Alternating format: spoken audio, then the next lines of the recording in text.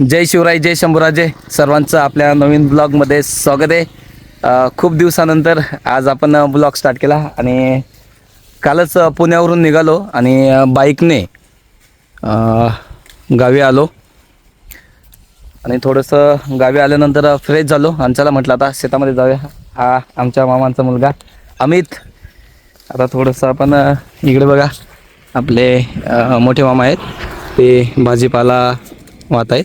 त्यांनी भाजीपाला काढला होता, आपल्याला पण थोडाफार भाजीपाला दिला इथं या ठिकाणी. बघा, दाखवतो मी तुम्हाला. कोथिंबीर आणि मुळा, एकदम गावरान कोथिंबीर आणि मुळा आहे. हे घरी घेऊन जाऊ आपण थोड्या वेळानंतर.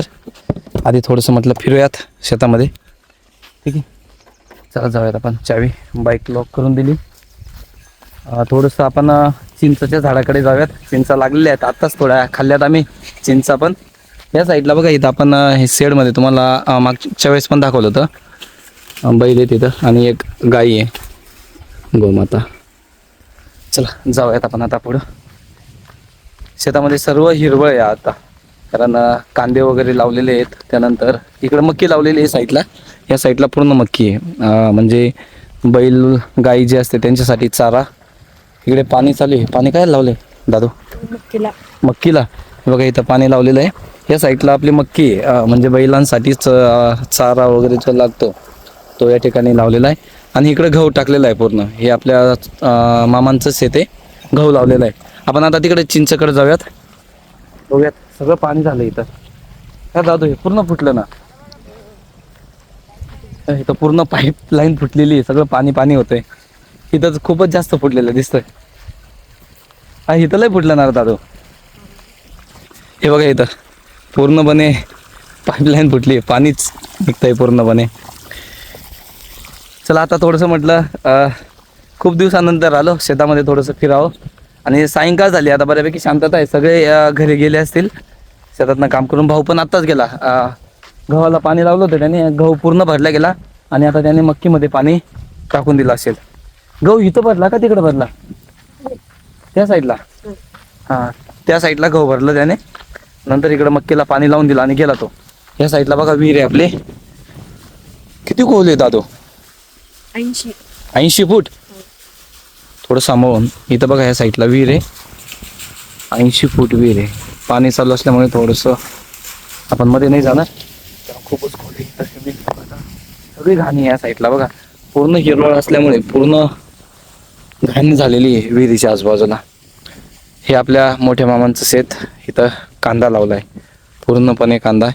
आणि त्या साईडला समोर जर तुम्ही बघितलं तर जे पक्षी येतात त्यांना घाबरवण्यासाठी एक माणसाचा पुतळा तयार केलेला दिसतोय. बघा इथं दाखवतो मी तुम्हाला. हे बघा, बघू शकता तुम्ही, इथं माणसाच्या पुतळ्यासारखं तयार करून दिलं आहे, म्हणजे जेणेकरून पक्षी नको यायला या ठिकाणी. चिंचाला इथं पडलेला हो इथं. चला आता थोडं चिंच खाऊयात. मागच्या वेळेस पण खाली लईच पडलेली आहे चिंचा, या बघू शकता तुम्ही इथं. हे बघा, चला आता थोडंसं चिंचा खाऊयात, थोडं फिरूयात आपण. चला मित्रांनो, या ठिकाणी बघा मिरच्या लावल्या आहेत. तिथं आलो तो, हे आपल्या चुलत मामांच्या शेतातल्या मिरच्या आहेत. म्हटलं चला बघूया तिथे. हे बघा, तिथं पूर्ण पेरले आहेत. आपल्या वावलात बिला आहे, तिकुलच्या वावरामध्ये मामांनी काय काय लावले? भाजीपाला, कांदा नाही, मिरची, आखीन कोथमीर. तिकडं. हा, माय गेली वाटतं भाजीपाला इकडं नाच. हे बघा, इथं वांगे आहेत, खाली हरभऱ्याचे झाड आहेत. आमच्या आय थिंक तिकडच्या शेतामध्ये पण भाजीपाला भरपूर लावला आहे. मम्मीने ते आज सगळ्या दुपारी तेच काम करत होते आहे. बघूयात आपण आता. तिकडं तर काय आज जायला बनणार नाही, कारण वेळ झालेला आहे. आम्ही इकडे ह्या साईडला ना पूर्ण डोंगराळ भाग असल्यामुळे बिबटे येत असतात इकडे या ठिकाणी. त्याच्यामुळे सायंकाळी जास्त कोणी थांबत नाही. 1-2 वेळा अनुभव कदाचित आला असेल इथल्या लोकांना, सो त्याच्यामुळे जास्त कोणी सायंकाळी थांबत नाही. आपण पण थोडा वेळ आता फिरूयात आणि लगेच निघूयात. मला पण माहित नव्हतं. मामांचा मुलगा कुठं होता बिबट्या. हा, इथं कवा? त्या दिवशी. अरे, कुणी दाखला? इथूनच्याच लोकांनी दाखला. या कुणी पण? या कोंबडी फालम वाल्यांनी. हा, ह्या इथल्या. 2-4 दिवसापूर्वी आलेला आहे बिबट्या म्हणे इथं. आपण काय जास्त वेळ थांबणार नाही, निघूयात आपण. म्हणजे इथं थोडंफार आपल्या शेडवर थांबू. आणि नंतर जाणार आहोत आपण घरी. आज तर काय घरी जेवण नसेल, मामांनीच बोलवलं आहे. अमितच्या पप्पांनी आणि मम्मींनी सांगितलं जेवण इकडंच करा आज, त्याच्यामुळे आपण आज जेवण तिथंच करणार आहे मस्तपैकी. काय बनवले अमित आज? वरण भात वरण भात बट्टी, बट्टी जिलेबी बी आज. जिलेबी पण आहे आज. आमच्याकडे इकडं खानदेशमध्ये सगळ्यांना बऱ्यापैकी माहिती असेल वरण भात बट्टी. बट्टीला आम्ही रोडगं म्हणतो इकडे.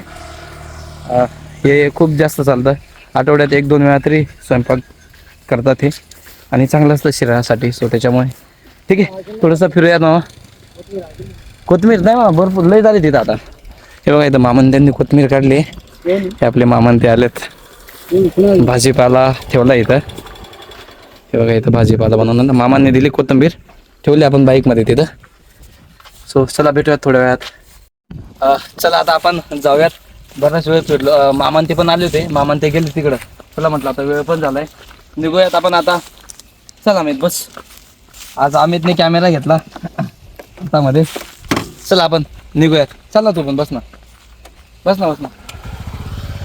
चला जाऊयात आपण आता आतमध्ये.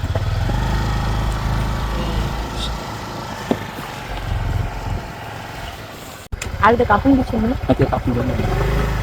चला आता निघूयात. मोबाईल थोडा वर कर. चला आपण जाऊयात आता पुढे. बराच वेळ झाला हो आता.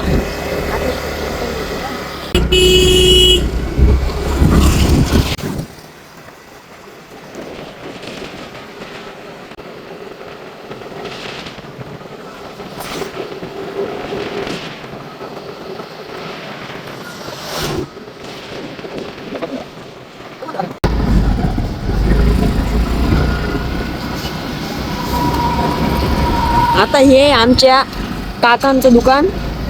आता आमचं तिकडे, पण आता आमच्या दुकानावर चाललो आम्ही. हे समोरचं आमचं घर आहे ढवळ्या कलरचं, आणि ते लाइटिंग वालं ते काकांचं आहे. ते पहिले टपली दकाल त्यांचं, आणि टपली आमची आहे. पंढरपुरी चहा व नाश्ता सेंटर. हा, आता आमच्या घराकडे चाललो आम्ही. आता थोड्याच जवळ राहिलं. आता आलो आम्ही घरी आता. चला मामांच्या घरी आलोय.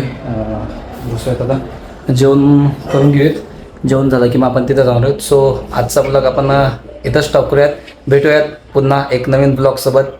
Thank you so much for watching. Bye bye.